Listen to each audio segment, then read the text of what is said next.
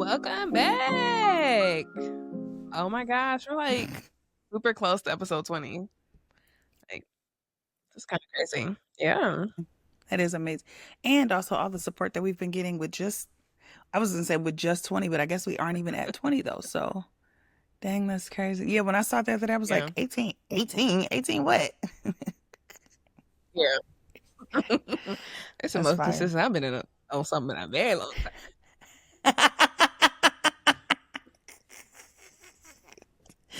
Girl, no, for Not a real. passion No, project. actually. No, not only that way, y'all don't know. So we had a meeting. What was that Saturday? I don't even remember when we met.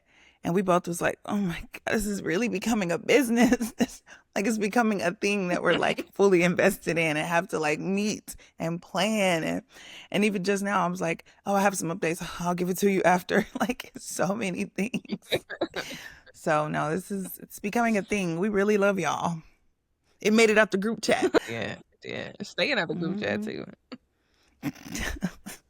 Because that's the key. Your stuff can make it out, but it's like, can it stay out? Like, baby, because, Right. oof. Yes. If y'all want us And to also, continue, you have sometimes to you put it out. engage. Yeah. You put it out on the internet sometimes. It's kind of like now we put it out enough that it's like it would be embarrassing not to continue. Actually, no, wait, let's pause there for 22 seconds because I think that is so true. So much of it, at some point, it becomes, well, no, now it'll be publicly shameful if we don't Right. do it. So it's like, dang, what happened to that? And every time you feel like, in all seriousness, every time you even feel a little bit of like, is it going to, not necessarily about this, because I actually haven't felt that way, but I just mean generally, you'll be thinking like, oh, is it not going to do great? Or am I just, maybe we should just back up or something. And then you get some feedback or like every day somebody new finds it or something. And then it's just like oh, dang, no, like actually you can't get discouraged by anything because you don't even be knowing all the micro things that are happening when you just consistently put forth Right. effort. So yeah, you straight just got to stick it out. We're here now. What are you navigating, Raven? We haven't done that in so long. Oh my gosh. For the sake of this not being gotta tighten up. We do. We clearly do. Because people don't even, how you gonna change the format before people get to know the format? What am I navigating? I don't even know if I should put this here, but nevertheless, I'm gonna just do it. And if we so happen to have fuller discussion about it later, then that's totally fine. But I have been inundated in this diaspora or resurfacing of the diaspora conversations with Tyla situation happening on the internet. Mostly because I am just an internet junkie, but also because I am fascinated by how I feel like people's perspectives and takes on it is not necessarily right. And just for context, Tyla has been and I'll say how it applies to me in 2 seconds, but Tyla has been getting a lot of backlash because her album only sold like 3,000 copies. And so it's just been a lot of conversations around, well, did it only undersell it like that because of all the controversy she went through last year with Black Americans and and our response, the devil, and our response to it. And anyway, why that's something I'm personally navigating is because obviously with everything going on in our political climate with Trump and how that impacts the whole world, specifically Black and Black adjacent countries, it always kind of scares me when we're not in alignment as much as possible, especially publicly, with all the drama that we're getting, like, so Congo, Palestinian, it's just so much global atrocities right now happening with Black and brown people. And so I be hating when we arguing, but also though, it's worthy conversations being had about colorism and exhaustion with racially ambiguous people being able to cosplay in and out of Black culture. And so I'm navigating that because I'm deep, and that's just kind of what I'm thinking through these last 2 days. So, yeah. Where's Tyla from? Oh my God, she calls it Joburg. I didn't know that they call it Joburg. That's so cute, Johannesburg. But anyway, yeah, South Africa, Johannesburg. Yeah, she from there, but what she said. I'm Irish. I'm an Indian. I'm. Let me stop. She's not black. She said she's. Okay, cool. She, You don't want to claim us. All right. Okay. no, she said she was mixed with a lot of things. She's a. I'm a Yeah, dog. she got apartheid issues happening. She she, got some deep she's a seated no. In all root seriousness, issues. yeah, that's she's a child of Yeah, apartheid. That's legitimately what it is. yeah, She's a child of apartheid. Which, and guess what? That is a complicated existence, right? Like Trevor Noah has a whole special about the complexities of being a child of apartheid. So it's not judgment there. It was just, in my view, educate yourself when you enter into another arena and expect especially in the era that she came up in, this is a really, really racially tense time. Not to say America don't just historically isn't that way, but it's a racially tense time. So I'm sorry, you have to be more versed. And I guess my only take would just be the day of the socially unaware pop star is just done. We like our pop stars aware now. And like you, yeah. and guess what? You can be mad at that all day long, but then go somewhere else and see if you pop off with Hmm. the people who don't have those expectations. Oh wait, but you can't. So it's almost kind of like if you want us to play ball, then you got to play by our rules. And if you don't, well then take your music elsewhere and get up. But nobody want to do that. Just make us cool. Shut up and make us cool, you consumers. No, no. And that's what people mad about. No, the racially ambiguous girl who can't sing and dance, sorry, who was made in the lab, sorry, we just not accepting it outright no more. Right. Girl, anyway, that's my take. I'm done with it.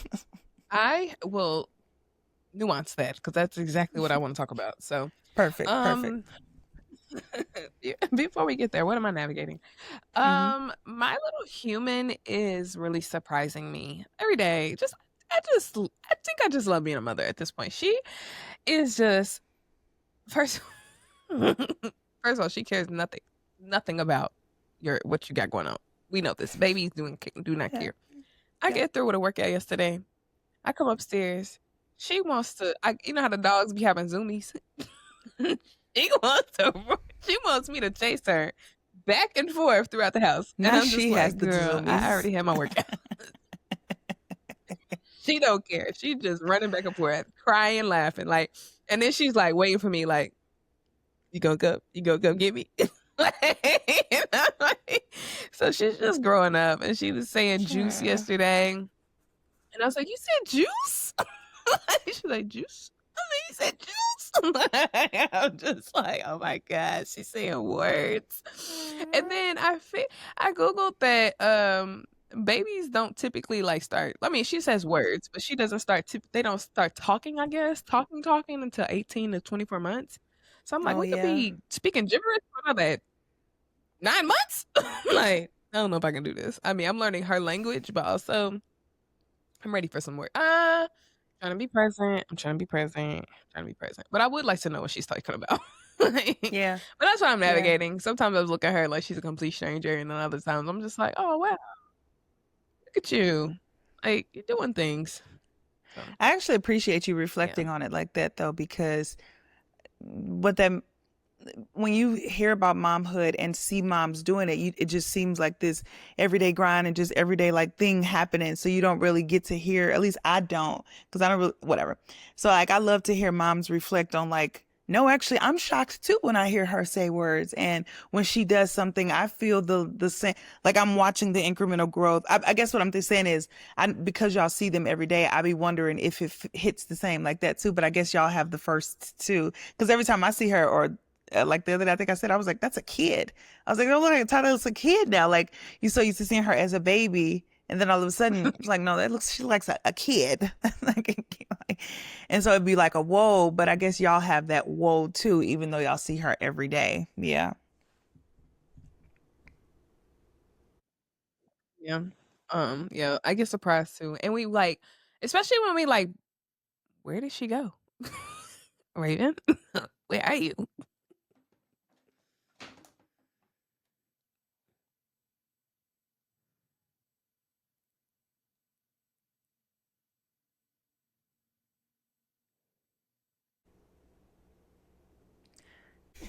Yeah, I was also saying that we went to this like seeing her interact with other kids is like also like heartwarming because I'm like, wow, like Mm-hmm. kids be acting different in front of their parents, but when she's around kids, she do know how to act, and I'm like, oh, okay, all right, Mm-hmm. you are gentle because I be nervous. You are You gentle. you You are act with me, so gentle. I can't yeah, wait. Honestly, yeah. She be, you know what? I get Kids be abused on feeling it. most comfortable around their mom. They feel comfortable around y'all. I think that'd be what it is. They feel so comfortable around y'all. Yeah. Yeah.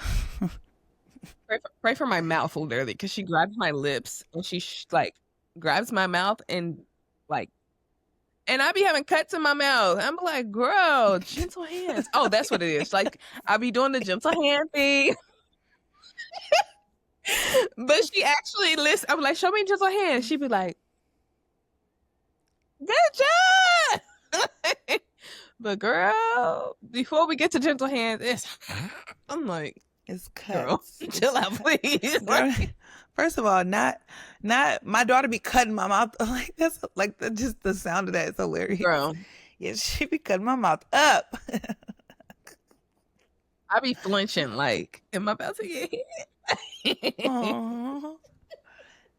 I love that though. Come on, daughter. Come on, firstborn daughter. Love that for her. I'm trying so hard not to make her a typical firstborn daughter. I'm trying. Listen, lean in, lean in, lean in. Here go, lean in, lean in. Just lean in. Trying She to gonna break get the it generation honest. curses.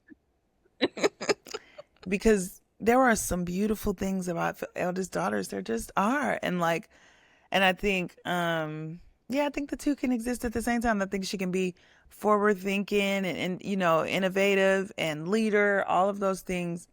And also you can like, you can cultivate that and also have conversations around, as I have no kids, so let's be clear, but I mean, therapist, but also please. that's okay. Yeah, I be wanting, because I promise you, I struggle so much with it, but I also read like I read a lot about this stuff, and I've talked to parents all day long about the same stuff.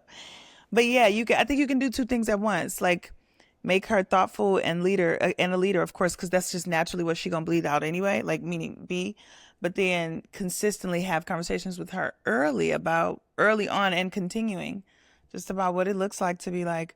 And also, you know that, and matter of fact, forget conversations. Well, don't forget conversations, but also in real time doing practices like, um, you just casually make it like a casual thing. Like, how have you took care of yourself this week? Because I know you've been doing a lot, and I know ambition is big for you. But what are the ways that you this week? I'm taking everything. Like we be so accustomed to punishing our kids, but how about like, no, I'm taking phone because I want to see you practice blah blah blah this week, and I want to see the way that you do it, or whatever. You get what I mean? Like, I don't know. So just enforcing, just as much as we enforce rules, also enforcing things that help buck up against that pressure filled environment that eldest daughters oftentimes go straight to.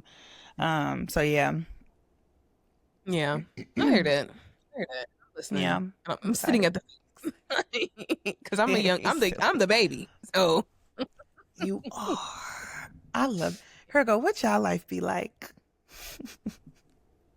yeah, we get to look at all the things that our oldest siblings did and do the opposite, or the most beneficial things. Well, that's what I did, Mm-hmm. and Yeah, no, that's real. I'm That's grateful. real.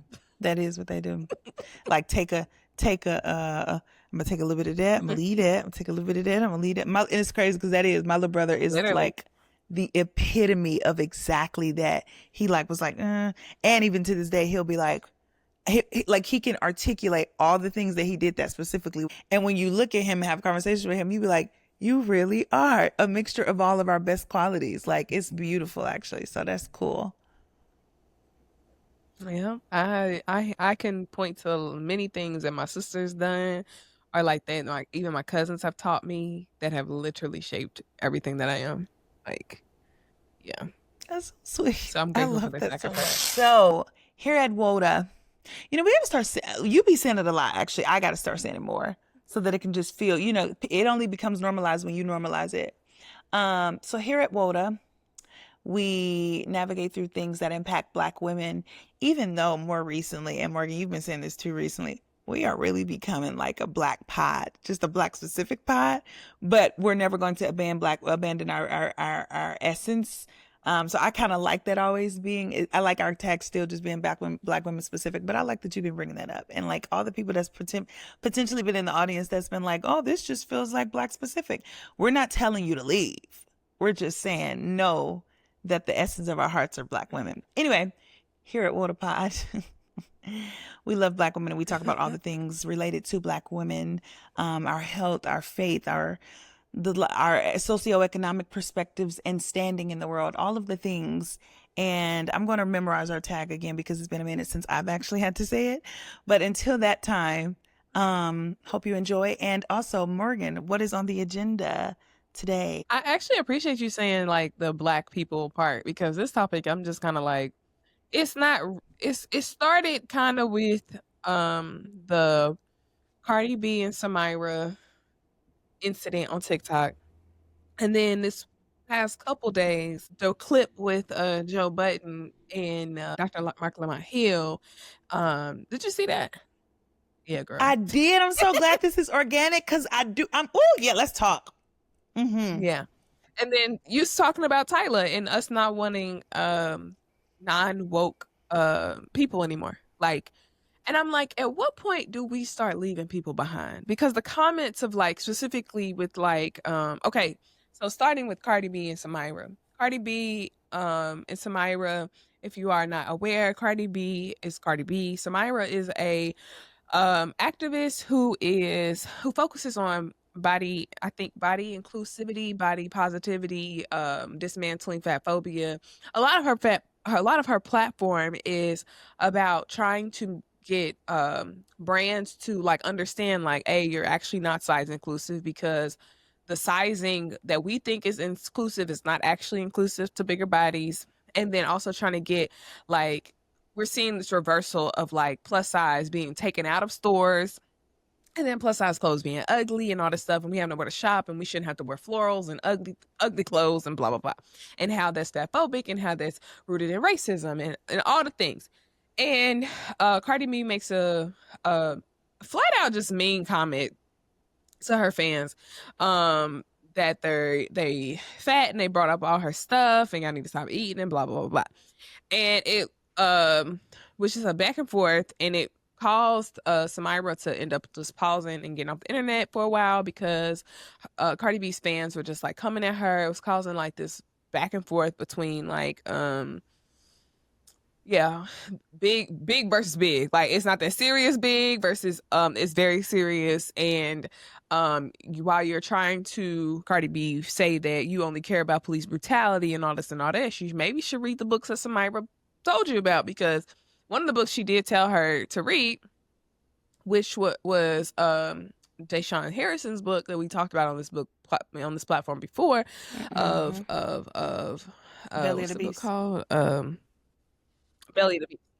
And actually the premise of that book is about how not only beauty politics, but how Black men who are bigger are more likely to be harmed by police violence, which is something that Cardi B is supposedly against.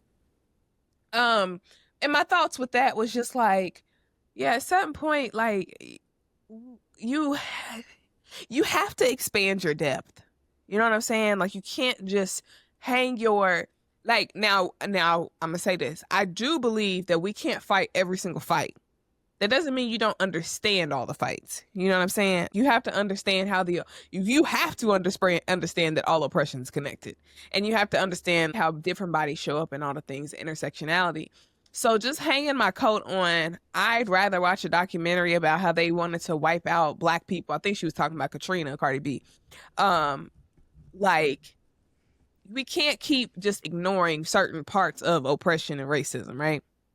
And then I'm watching the clip of Dr. Marc Lamont Hill on Joe Budden's podcast talk about his colleagues who have been murdered in Gaza, and they just flipped to, in other news, Young Thug, right? Literally. Like, not even my condolences, not even a moment of silence, not even. And then Melissa Ford, like, well, when he talks like that, like, we don't know where to pivot to. Like, we don't know where to go from that.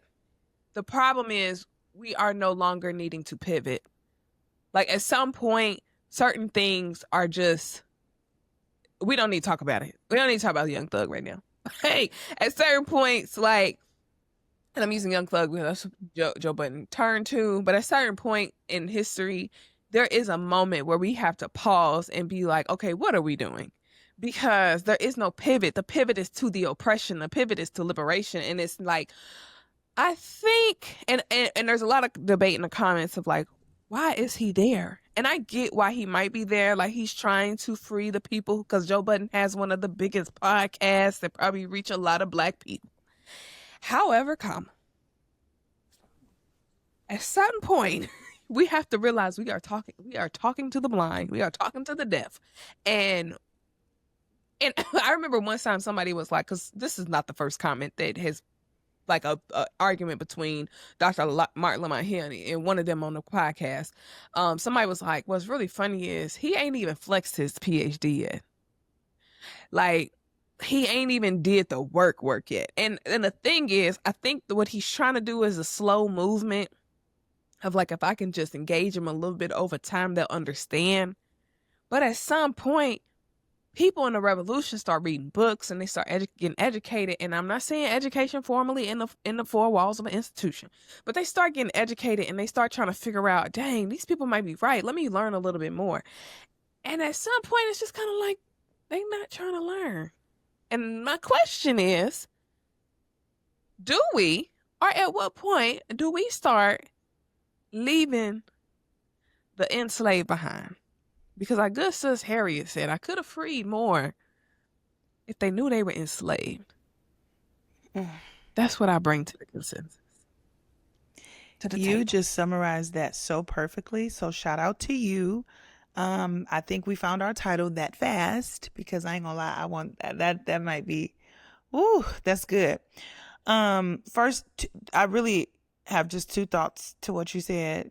The first one is, guys, let's just make peace with, it's not about cancel culture or dismissing people or not being able to have a good time. It's about, as a culture, we've now evolved to the extent that we understand pain and oppression and offensiveness in a way that we just hadn't been able to in the past, because as time progresses, people become more progressive and nuanced in thought. And so as a result of that, we were able to develop a culture that now can be more sensitive to things that we were incapable of seeing in the past.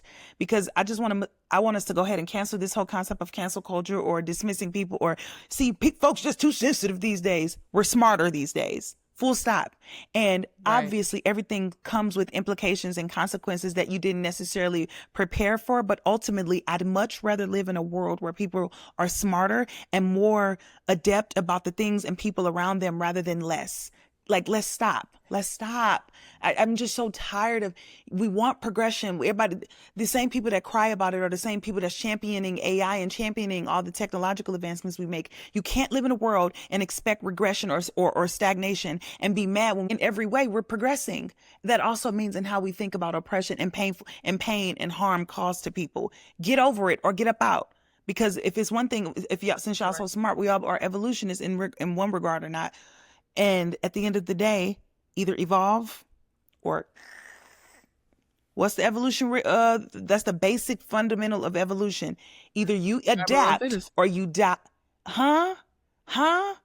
Mutate or die. That's got to get cut. Anyway. Like, seriously, why are y'all trying to hold on to, okay, we used to be able to call people fat in public. So what? Get out.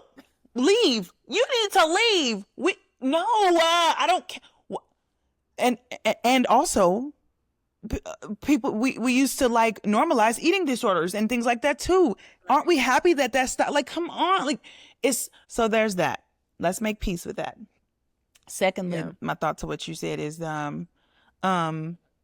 I don't think he should leave. Marc Lamont, I mean. And we can talk the nuances of everything. I just want, since you approached it like that. I don't think Marc Lamont should leave though, because I actually don't think you leave people behind on a collective level. I think individually, we can decide in our interpersonal lives, like who is dragging you back. That's just such a nuance, and it's at people's discretion, because the circumstances by which Black people have been in the gutter and left behind, and with regard to culturedness and knowledge and their willingness and even ability to learn and get more information, it's so tattered and marred with so much stuff that's out of their control. And so I just can't feasibly and ethically say leave folks behind on a macro level. But what I can say is, yes, so make that decision for yourself personally, because you know that if you have to advance, and these people in your family, your friendships, whatever, aren't willing to go with you, and not only are unwilling to go with you, but are actively harming and impeding your ability to move forward, your girl or your boy or whomever, make that decision for yourself. But on a collective level, Marc needs to be there, because you're right. Like in One Voice, we say it was the biggest platform. So that means out of every 100 people, it's got to be at least 5. And that may be being generous, or I may be being too liberal. I don't know. But it's got to be at least 5 that are just ignorant out of just sheer ignorance, and not out of, I don't give a hell, ignorant, or, you know what I mean? Like, don't care. And I just think they are worth saving, even in the midst of the 95 idiots. And that sounds crazy, but that's how you get to revolutions. A lot of times revolutions were made actually just with the 10% that just were willing to be loud, so yeah. Yeah, and I think that was even a part of the conversation with like Samira, was that she's annoying. Like, she's always talking about fat stuff and blah, blah, blah. And it's like, that's literally what activists do, sweetheart. We fight for the liberation of the people who don't even know that they are in shackles, right? And I think, so I give Marc that credit, right? That the man probably got to pray. Like, if I just had to assume, maybe he got to pray to get on the show, like, every morning. You know what I'm saying? He got to record with these people Tuesdays and Thursdays. Like, and it's like, maybe he's just like, Lord, for the greater good. For the greater good. But I'm like, can we get a spinoff, Marc? We would love to hear your thoughts fully without like foolishness attached to it. You know what I'm saying? He has a show. For real. And also, he has a show. No, I don't. I was just saying. No, I don't. Yeah. No, it's, watch his show. No, he do, because he has a show. Yeah, go ahead though. Okay. Okay. So then I was thinking about cancel culture. Like, I'm not a cancel culturist. I do believe in, I was gonna say reproductive. I believe in restorative justice, right? And I believe that my boss has revolutionized my whole like thought process. She'd be like, we call in, not call out. You know how the woke Black women be. And I'm just like, you're right. We call in, right? And after a certain point in restorative justice, and in the biblical practice of like, oh, dust your feet off after they have rejected you enough times. You know what I'm saying? And I'm just kind of like, where do we sit with that, right? Where do we sit with that? Because yeah, all right. Ain't got the blood of Jesus to whomever that was. I didn't know you could hear it. I didn't know you could. Yeah, me too. I was like, but no, blood of Jesus, the blood of Jesus. Continue.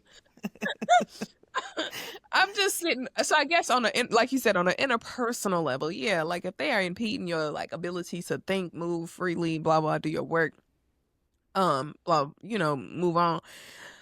And on the collective, I'm just like, what do we have to subject ourselves to in order to get the 10% to like, because I'm just, I feel for my brother. I do, sitting on that podcast. I really do feel for him. And I'm just like, brother, dust your feet off. But if you feel called to this, preacher. If you feel called. I think you're so right. It requires such a philosophical framework shift, right? Maybe a pivoting back to the days of old, like the civil rights era, and even times past or times prior to that. But because we've been progressing so much as a society in the West, particularly, we, even as Black Americans, especially as Black Americans, we just move more and more closely to individualism thinking or individualistic thinking. I'm not even saying that it's necessarily bad all the way, especially because Black people have experienced so much negativity, so much struggle that, you know, we said on the podcast all the time, the Black people who be like, actually, I tap out, count me out, I don't want to join in. As much as that can personally make me angry, I don't judge. I don't be like, oh, but you need to get back in, because I do feel like we do have collaborative responsibility, right? You know, collective responsibility. I believe in that wholeheartedly. And also, you can't be a real historian or a person who cares about history and then bash Black people for choosing to have a hands-off approach. I don't do that. I think it's just bad politics considering all the things we've gone through. So as a result of that, I respect the people who just be like, no, I'm out. But then also the people who be like, no, I know what the costs are. I know how exhaustive it's going to be. I know how taxing it'll be mentally on me. I'm going to set boundaries, and I'm going to hopefully implement better practices than what previous generations did when they chose to stay in the fight, chose to keep trying to go rescue the 10%. Hopefully you get better practices of self-care and all of that.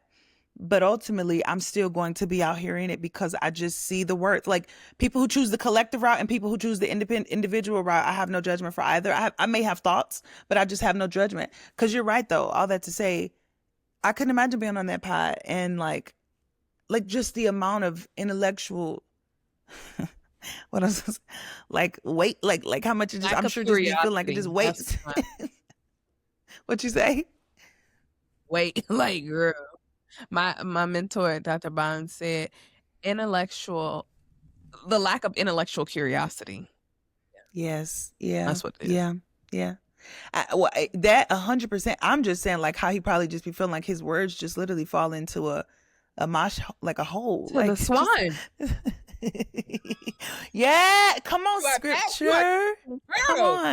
Come on. Yeah. Casting your pearls to the swine, if you didn't know. But yeah, no. And so that's what I'm saying. That's got to be exhausting for him. But like I said, he does have, I think his show is called Night School. Also, yeah, just for context, his show is called Night School, and he does expound. He has guests on. Like, yeah, it's a whole thing. But actually, okay, so if I can mention the specifics of it for a second, because I do think that is worthy of just discussion. He said, all of my colleagues. Do you understand what that has to all? Guys, look up the word all. I'm just playing. No, but seriously, all of his journalist colleagues have been murdered. The level of pause that would bring, and even to the extent that you say, well, no, that's just how Black people respond. They respond in jest when there is tragedy. That is fair. And I am going to give them that. And also, though, we're 50. Everybody in that room is either pushing 50 or close to 50 or in there enough. I'm not even saying they had to spend the whole episode on that. Fine, because I heard what you said and I agree with that. But even if I go ahead and say no, they didn't have to spend the episode on it, at a very minimum, I just, the maturity, like, come on, let's just bump it up just a little bit. Like, I don't know. I mean, I have no real deep thoughts about it. It just hurt me so bad. Like, oh, wait, one last thing. Sorry, one last thing. It was one episode a while ago where Marc was like, all the castmates had mentioned that he had been coming in a little differently. And I think I might have told you this, but he was coming in a little differently, and his countenance just have changed. It seemed sadder and all of that. And then Marc was like, I mean, I don't want to be like that. And he was like, Bridges, what's wrong? Tell us what's going on. And then he kind of opened up just a tad. And he was like, my mom's sick. Or no, I think his mom's like blind or something. His wife's parents are aging, and so they're getting sick too. So he has to figure out care for them. He has to figure out care for his parents. He was saying that his one of his brothers is locked up, so his money is being expended in so many different places. And so, like, even he was like, the more money you make, it just costs more money to make money, essentially. And he was just saying this is how it came up, because he was saying that he was experiencing some low level depression. And they was like, Marc, why you depressed? What? Like, what you got to be depressed about? And so that's when he started going through the things he's going through interpersonally. And then they was like, oh man, I'm sorry to hear that, bro. Okay. Like, it was the same kind of a thing. It was just so fast forward to right now, listening to him talk about his colleagues being killed like this. It's just like, this man probably, you know, like, I couldn't imagine the levels. I don't know. And they just kind of like, bro, yeah, I don't know. That's all I got anyway. I was just saying, Raven, don't piss me off because I just, I just, I think what in the grand scheme of things, when I'm thinking about activists and activism and people die for this. You know what I'm saying? And it's life or death. Like what people fight for, like it might not be in America to the extent of like the war in Gaza or the genocide in Gaza, but daily people are, even with me when I think about black women and like wanting to shed light on like the oppression of black women. And it's like, oh, it's not that serious. I even in my own work of black women advocacy and what? Okay, what is the word What? that is an activist does blank? You know what I'm saying? Like I'm an advocate advocates. Yeah. What does an activist I feel like, do? but I feel like they advocate too. No, that's what I was thinking. I know they Activists do advocate. advocate, but what's the word? That would Like, be a play off of that word. No, that's what I'm saying. I mean, it may yeah, not, it may be one. I just don't know it because I feel like activists advocate for causes. That's how I would always say it. right. Yeah. Okay. So Because even what in would my the other own one be? Activate, right? Wouldn't it be I like said active? activate my video on accident, and somebody was like, "That was so good," and I was like, "That was on accident." I mean, I think that what activists activists activate. Yeah, they would have to be some. Yeah, yeah, yeah. But go ahead though. Yeah, I don't know what the word, but like just thinking about like, not being that serious for Black women, and it's just like, no, it is that serious because this is life or death. Like the us joking around of like I was able to like see all the things that my sisters have done and not do them. No, I have also seen all the oppressions and all the things Mm-hmm. that they have went through as Black women in this country. And as I've grown up, I can point to the racism and sexism and fat phobia and all the things that have gotten them to where they at.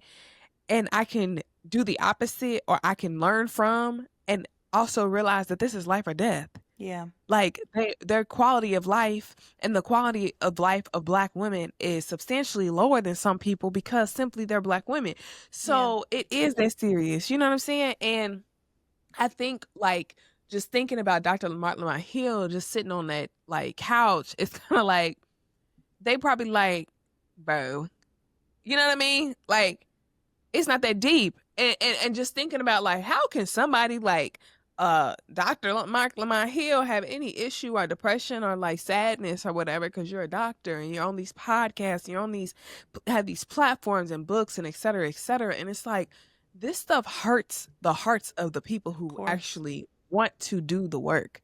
Of And course. then you have him talking about like his friends, his colleagues in a country where the whole um population is just getting wiped out and the people are reporting on and literally I mean up until they were on the internet talking about like I'm still here but I know that my days are numbered. You know what I'm saying? Mm, And for them to be killed, it's kind of like A, yeah. they're people. B, they even though we're in this horrible country, like they don't have the we journalists can still journalism. They can still report. You know That's what I'm real. saying? Mm-hmm. They Mm-hmm. we to some extent still have freedom of speech and Mm-hmm. we can talk about the things we want to talk about and these people cannot do Yeah. like you know what I'm saying people in other countries do not have the same freedoms as us and it's like can you step yourself back out of your music pod because Joe Budden's podcast is a music pod, can you step yourself out of this for a moment and have some empathy towards people who are dying for simply existing. Yeah. Yeah. Yeah. You just made me think about a thought. Think about it. How about how about we all live and exist in our lanes and respect them for that? So for Yeah. example, you maybe think going to Samira for a second. Cardi and everybody else who was frustrated, who were, frustrated at everybody else who were frustrated at her perspective or her coming out. this girl is an expert in that space, and she's an Right. advocate in that space, and she's an activist in that space. At a very minimum, even if you're the most ignorant about anything historic, we all know the role of and the effectiveness of activism and activists in our community specifically. We don't even got to talk about nobody else, but historically, we know how important activists are. So, at a very minimum, when activists speak about the specific thing that they've been advocating for, fighting for, studying exhaustively while you've been at your parties and dancing and kicking it and happy go lucky in your blissful ignorance, no shade there, because you heard my politic earlier. While you've been there, they've been here fighting on your behalf, fighting for people that would actually condemn her and talk trash about her. Right. And so, at a very minimum, I'm not saying that you always have to agree. I'm not saying you have to necessarily even feel that the level of passion that they have for the specific area is even worthy. You don't have to do any of that. But you know the history and importance of activists and activism. So when they speak, be at attention a little bit more keenly and be like, either say, I'm gonna back off, or I'm gonna engage intellectually, or I'm gonna do more work, or whatever. But it don't have to be met with vitriol, considering what we know about activism. Like, again, but that goes back to what I was saying earlier about, let's just evolve. Like, I'm so tired of, like, I'm like, and evolution can also include the ignorant folk too. Like, we don't have to even talk about this in the context of, well, we just gonna do it and the others don't. Evolution is for everybody, because guess what? Whether you at 1 or you at 10, evolution means maybe you gonna move to 2 and I'm gonna move to 11, but we all still moving. So let's just move a little bit. No, okay, Joe Budden, y'all don't have to become a politics podcast, because we do love hip hop podcasts. I subscribe to him and I pay for the Patreon. I probably should cut that off. I like Joe Budden podcast. I really do. Raven. I do. I enjoy the Joe Budden podcast. No. I have thoughts. But I pay for Kingaree's podcast. Patreon. I pay for Harriet Patreon. I pay for Jesse Wu's Patreon. I'm spending too much money. That's really the takeaway. Right. The real takeaway is, girl, that's why you ain't got no house. But because whatever. Some days I do be like, why? Whatever. But anyway, so everybody exists in your lane, and we're all standing on the shoulders of the giants, the activists, the do too much people, quote unquote, right, that come before us. So at a very minimum, wherever we're evolving from when we're in this process of evolution, it can be with a recognition and a reverence for what we know is true about how we move forward. And so even when you disagree, shut the hell up, or learn something and then engage and disagree cogently, rather than just being like, shut the fuck up. That Cardi thing. Boy, when I finally heard it, I was like, I saw that thing you reposted on TikTok when the girl was like, that will be the equivalent of coming out and saying, if you had a makeup brand and all the dark skinned girls bought your makeup brand first, why are you dark hoes or something? She said, I forgot what she said. Are you darkies buying it? Like how horrific that would sound and how much you would be canceled immediately. It is the same thing. And how dare you be mad that people are buying your product? Are you joking? Like, so anyway, yeah. And then we didn't even get to the part of it that it probably wasn't that many plus sizes available in the first place, because they don't make that many plus size, like when they make like things like that. So if it was like 100 smalls, it was probably 10 3Xs, and they were sold out. That's a good point. Like, that's a good point. I was also, what was you saying? Oh, when you were saying something that made me think about, like, at some point you saying be quiet or engage, like, but engage from a informed place, but also at some point you just have to yield to the expert, like, and then also to common decency of like, okay, Cardi, that was just mean, you know what I'm saying? Like, we have moved on, or we're at least trying to move on from the bullying and mean things. Like if people say, hey, I don't like, we as a collective, or some of us in this collective, or the majority of us in this collective say we don't like to be called this, or we don't like to be talked to like this, or like that, like, stop.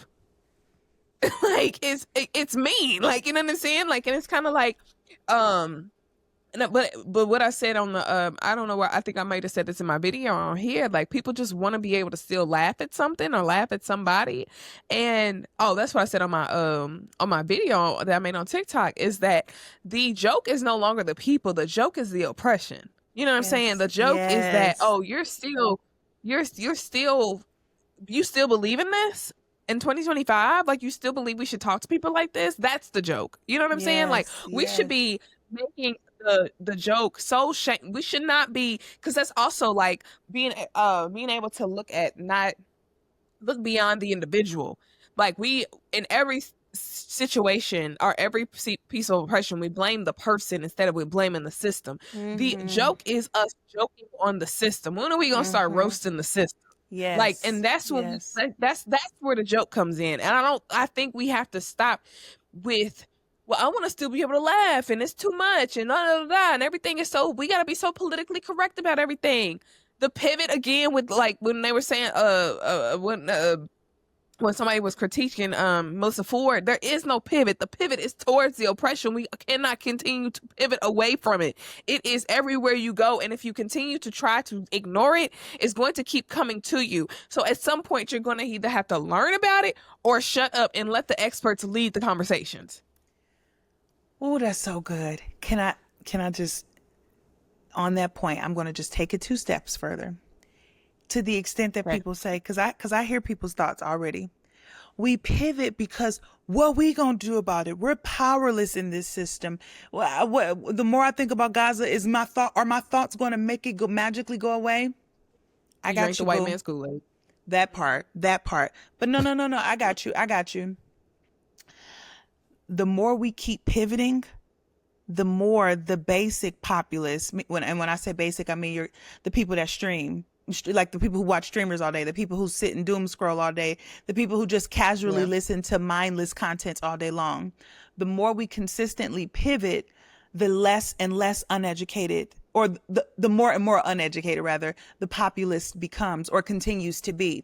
And so I see the argument of, like, people just want to exist in fodder and mindlessness. And guess what? I'm okay with that. I am okay with that. Because 97% of the time people do exist in that space. And so then the other 3%, the places where people exist in that mindless thinking, like a Joe Budden podcast, like a whatever, let's go ahead and just use that 3%, since we all have started, going back to my analogy earlier, we all start on the basis of, man, Harriet Tubman them did their thing so that we could be here. Martin Luther King them did their thing so that we can. If we all start at that baseline, the most mindless to the most mindful all understand that that is the baseline premise of where all Black people come from, and the reason why we have such liberations that we do today. Relatively, of course. Okay, if we're all starting from there, I'm not trying to take your good time.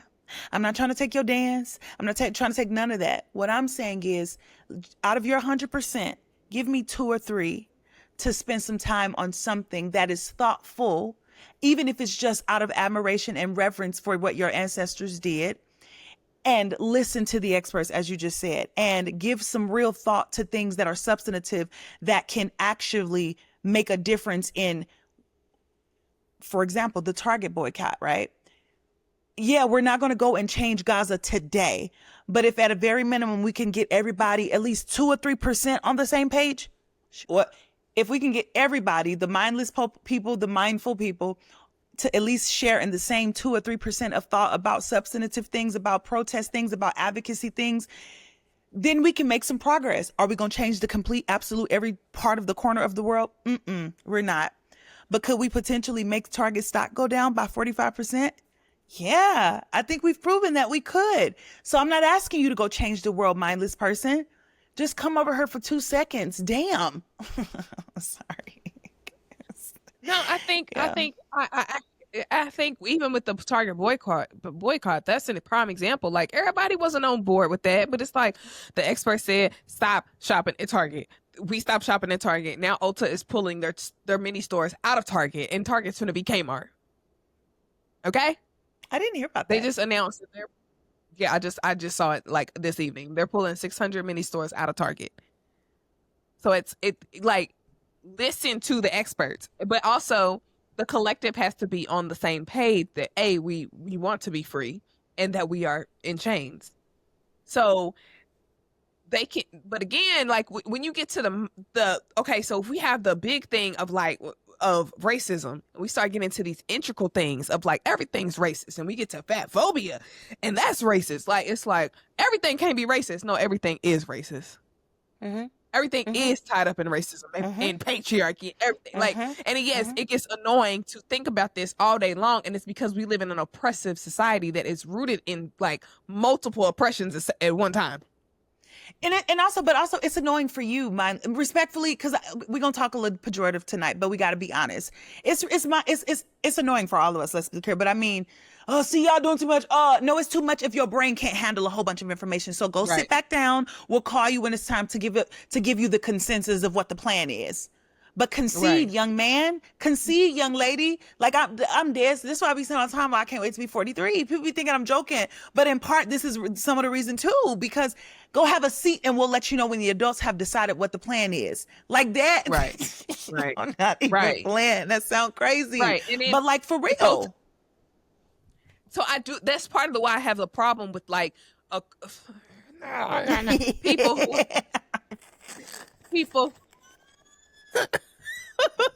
who fight for particular types of oppression, and like they want to fight against racism and stand up against it and blah blah blah. You ain't got a full scope of it. And granted, when I started, I didn't have a full scope of it, but I also knew when I was a little bit out of my depth. Yes, so I closed my mouth and listened to the people who knew more about a particular subject than I did. And it's just like, if you can't, just bow down. If you can't talk about it, just stop talking. My bad. You got it. I'm sorry. Everybody wants to be we're stuck in the expert trap.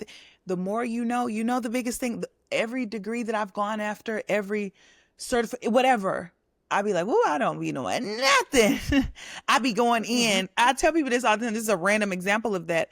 I used to, when I first started my first year of grad school, I took a relationship therapy class, whatever. And I was like, I don't believe there is, just even saying it right now, it's hilarious. I used to literally believe, now I'm a marriage and family therapist. Like I love it. And I have so many perspectives about it now. But my original thought about marriage specifically therapy was, it ain't nothing communication can't solve. I used to really think every marriage could be healed with just some words. Like you can communicate your way through everything.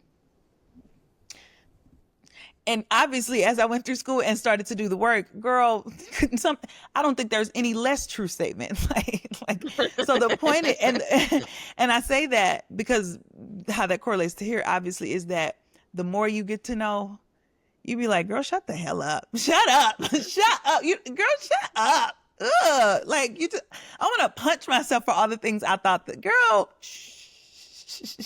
but guess what though? That takes humility. And I'm unafraid to say that. And I'm unafraid to concede to the experts because one, I don't want the pressure of what they got, because the more you know, then the more responsibility you got. And so we riding on your perspective, babe. We riding on the knowledge that you shared you got. When you really know stuff, you be like, let somebody else get that. Let somebody else do it, because that's a lot of responsibility to be the knower. That's one. And then two, because I know that underneath my hood, it's packed. And when it's my time, I'm going to have to give my perspective and my account.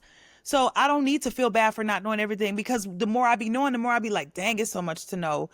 So if you trying to walk around like you got, and you can shut down and tell experts. And I found out she went to Harvard, Samira. Harvard. I didn't respectfully, y'all. I wouldn't even argue with her. But look, exactly. But look, wait. But these be the same people, and I give them credit. These be the same people that scream Black excellence and share the posts like, "Oh, this Black girl did," and then when that Black girl try to give her perspective, shut the hell up. She didn't learn nothing. Wait, what?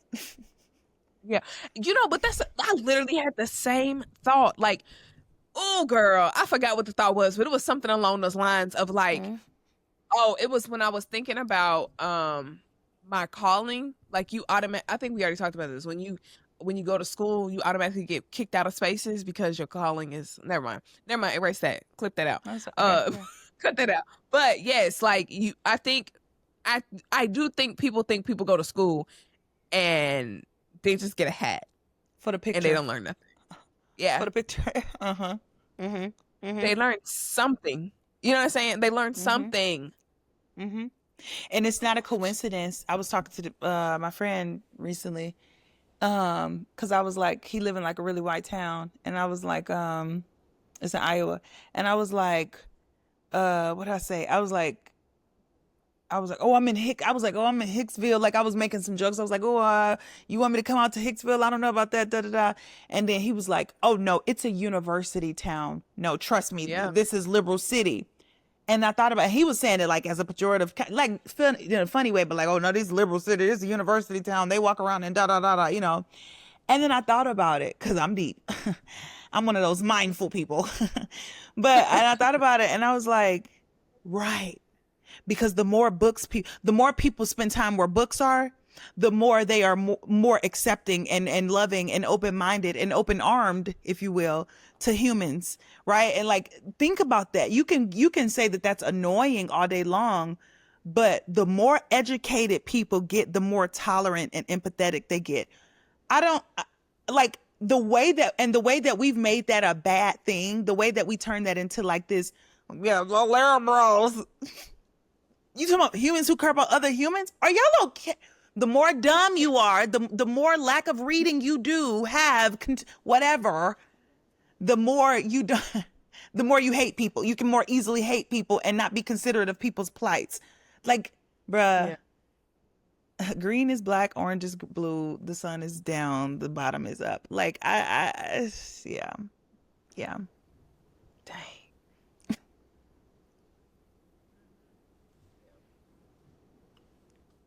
I was also going to say that it is by design, obviously, that like, so like with you even saying like, I don't shame the people who don't want to tap in, you know what I'm saying? Like it's a lot to, if you want to doom scroll and not listen to this stuff, cool. But so I understand like by design, like everybody's not going to like have a expert opinion or like have an understanding or a desire to, oh, that's what I was going to say. Okay. To get free. Okay, so I was thinking about this today. Like, the friends that I'm meeting in this season are, I was thinking about like when you was talking about like when I was thinking about this idea of like who do we joke about, blah blah blah, and it's too much. And it's like people don't know how to live from a place of without a place of trauma. You know what I'm saying? Yeah. And like when you meet in friends in a place that if you're in a healed space or you're in a less trauma filled space, and it's like, dang, how do I bond to people? Because usually I'm like talking about this and that, and like, what do we do if we just like happy? Like, what happens when we don't like have bad things to talk about all day, or like, what happens when there is no oppression existing, or like what? But also, like, you know what I'm saying? Like, 100%. 100%.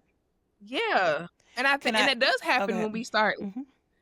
I was just gonna say that we do start becoming more liberal or liberated when we start reading more books and becoming more empathetic towards people. But it's just like, dang, like, then what? What do I always say, Marc? It's living in the adjustment. God made us really cool in that we are designed to we want to survive. We really do. And so at every turn we will do what is necessary to survive. And what that eventually ends up looking like is, it don't matter how dire or horrific the situation is, you're going to adapt because we want to survive. We are so desperate to survive. I mean, the species, And anyway, so as a result of that, we just pivot and we adjust, whatever we got to do to survive. And so even if the like I said, the situation was horrible, you never learned how to love, you never learned how to be kind and caring because the circumstances didn't give you the opportunity to be that way. you didn't stop being in relationships, or you didn't stop. I mean, maybe in some instances you didn't stop engaging with people. What you just did was just your bot inadvertently, like unconsciously, you just started making comments or adjusting and talking like the environment rather than doing the thing that you actually needed for your heart to feel good and thriving. A good example of that, really, really quick. My mom was telling us a couple of Sundays ago about how didn't nobody come to her high school graduation. Nobody came to her 8th grade graduation. She just, celebrating each other just wasn't a thing in her family. Fast forward to us, to this day, people that I've dated, some of my mentors, they'd be like, Raven, why you didn't tell me? Raven, that's such a big, Raven, why you didn't? And I'm like, we don't do all that. Like, we just do things in our family. So much so, and then come to find out it was from my mom and how she grew up. And then even now, so much so, trying to, we be trying to like, oh, I have to speak at this, da, da, da. And if that feels more uncomfortable for me to tell people stuff that I have to do and or celebrate things, whatever, celebratory things, rather than the thing that should feel the most comfortable, which is, of course, people who love you should be there for you and be like, rah, rah, accomplishment, you go, girl. But it feels more comfortable for me to not be loved and supported rather than is. So yeah, we'll adjust to anything so as to keep surviving. But we can and should do better. That's my point. Yeah. Yeah. Yeah. What is So yes, tell me. I think that's I think I can wrap up in the what why does this matter in a hard Yeah. segment. Um I think it matters to me is that when you have a heart to truly see people liberated from oppression, and we just can't all make a mass exodus to another country. Because I've also thought about that. Just leave the country. My family ain't leaving this country. So then what, right? Um, what do we do? We try to fight for more humane ways of living and try to fight for people to have their thoughts and feelings heard. And that's so crazy to me. Like, at the basis of what it is, it's just people want to be treated fairly, like regardless of like what they're complaining about, quote unquote. Um, and it's just like, bro, if somebody just says you're hurting me, you hurting my arm, like you hurting me, like stop hurting them, like that's it. That's You know what I'm it. saying? That's Like, it. so yeah, I think that's why it matters to me. Just activist, keep activating, keep fighting the good fight. Please, we need Keep you. being annoying. We need you. Yeah, That's a good PSA actually that we could probably tag somewhere. Activists, we need you. And I know that kind of what we said to Candace that week. I know that the world don't often get flowers in real time, and that is just historically true. But we want you to know that we are a pro-activist channel and a pro-activist pod, and we appreciate your hard work and dedication, despite how the world treats you in real time. Your greatness is revered even now, just may not be as loud as you deserve. But that is the work of this sort of thing that you do. So we appreciate you. I think it matters to me because actually I'm going to do it in a different way. Reason number 550,011 million why I'm a Christian is because I really want you audience, right, to reckon with it's easier to do the bad things and to think the bad things and to gravitate toward the bad and mean harsh things to people rather than it is to gravitate to the good things and to the things that build people up and empower people and make people feel good about themselves. We actively and like vehemently fight to hurt people's feelings rather than to do the opposite, essentially. Well, how does that relate to Christianity, Raven? Because my faith tells me that something happened to disrupt and corrupt our nature. Something in your nature makes you feel like the easier thing to do is resort to hurting people's feelings, so much so that you'll fight for it and get mad at people for fighting that people's feelings don't get hurt. And it's not, and like, I'm gonna not put too many words there. something had to have happened to disrupt that.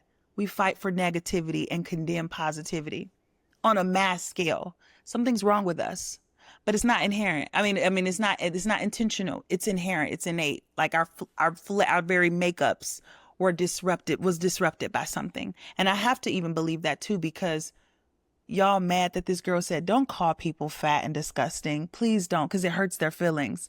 Y'all are sick. We're all sick though. And all I'm saying is take your meds. So that's why it matters for me. Yeah. I think I do have a good book suggestion. Love it. Because of all this discourse. I went to the Barnes and Noble today. This isn't why I went to the Barnes and Noble. I went to the store to get the book for our book club and walked out with like $100 worth of books. And don't we love them girls? Don't we love those girls? Give her a hand, WOTA. Give her. We need our soundboard. Yeah. We need to put that on my to-do list. The thing is, though, I walked out with this book. Now I'm listening to it on the Libby app for free through the library. But I bought it because I do read better when I'm reading and listening at the same time. So I'm trying to take notes, but at the same time, I'm literally just listening to the book. But anyway, I'm 2 hours in, and it's great. It's called Reclaiming the Black Body. And she puts herself in a lineage of other books called Fearing the Black Body. And there's one more. I didn't mean to pick this up. I just saw it. They probably saw the TikTok discourse and put it out front. But but the first part of the book, she's talking. It's probably Alicia McCullough. I'm really bad with reading, y'all. Like, I'm really bad with names. But Alicia, and she has started a revolution called Black and Embodied. And the thing is, I think that a big part of what she's talking about is what, even with like when I was talking about purity culture, is like the separation between soul and spirit, body and spirit. And we separate ourselves so much from our disconnect with our body. Like she's talking about disordered eating with Black girls and Black women and femmes, and how we have been taught to ignore every sign in our body because of slavery.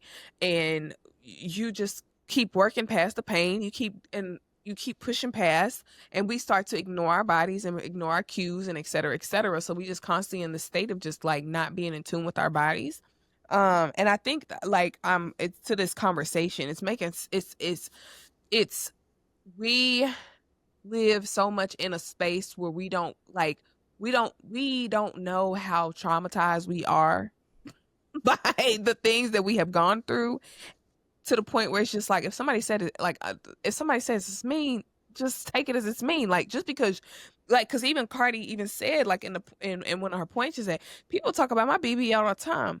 Just because somebody talks about you and you push past your pain, do not mean I have to do the same thing. You easily could have also said, that hurt my feelings. Can you stop?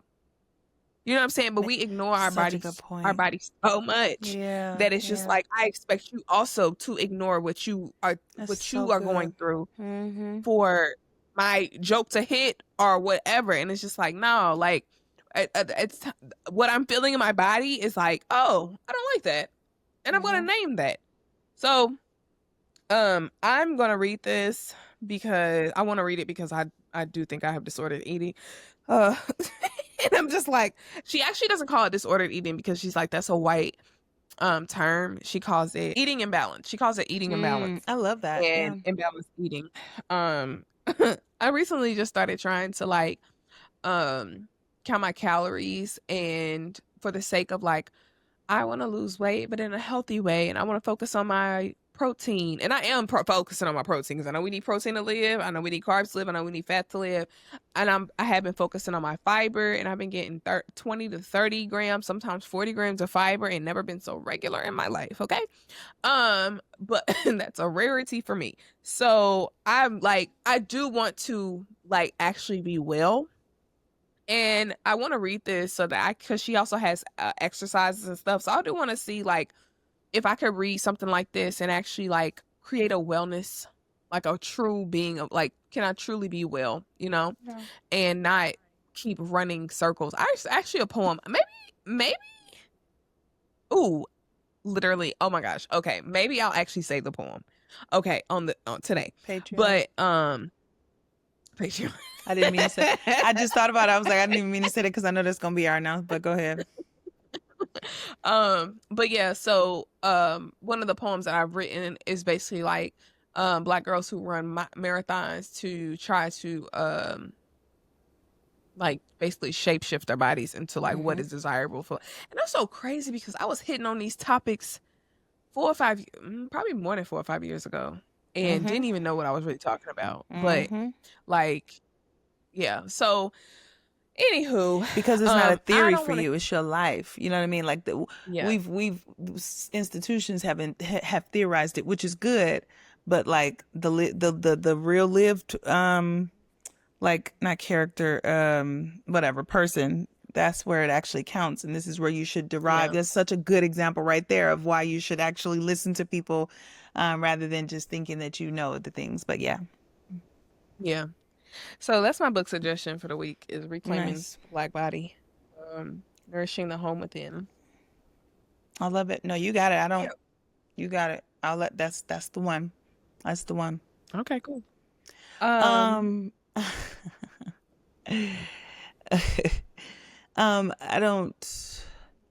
don't have a What the Girl's Saying this week. Do you have a What the Girl's Saying?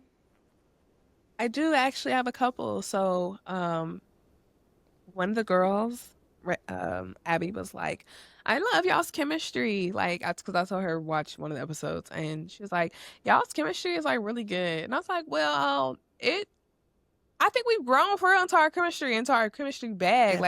Definitely.